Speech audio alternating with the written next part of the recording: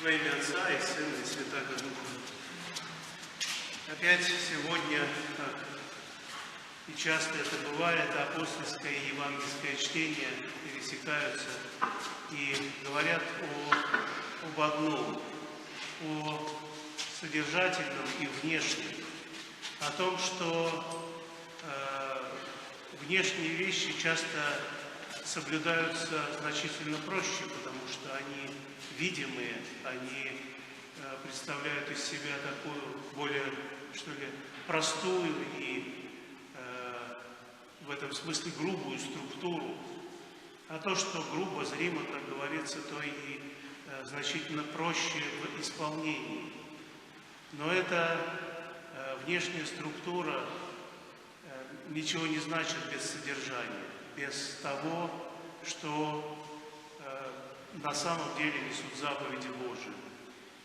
Все, что говорит Господь, все, чему Он учит свой народ, и в том числе и такими вот внешними установлениями, правилами, которыми Он пытается собрать свой народ, все ведет к внутреннему воспитанию человека, ищущего, любящего, милующего, думающего, в конце концов. И вот именно от этих внутренних вещей и происходит самое главное, и грехи, и в противоположность им добродетели. Поэтому внутренний мир человека и то, что исходит из этого внутреннего мира вовне, во внешнее пространство, имеет большее значение, чем те правила, которые мы на себя накладываем. Если мы их будем абсолютизировать, то ничего абсолютно не добьемся. Если же мы будем их использовать как инструменты, пост, какие-то ограничения аскетические, делания, лишь как упражнение, то тогда в этом будет смысл.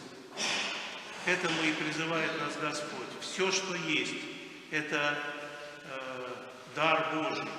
Но этим даром можно воспользоваться по назначению, а можно его превратить в палку, которой ты будешь дубасить и ближнего своего, и самого себя, пожалуй.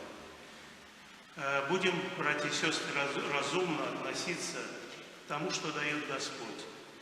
Будем искать, в первую очередь, этого мира, который несет Слово Божие и присутствие Божие. Аминь.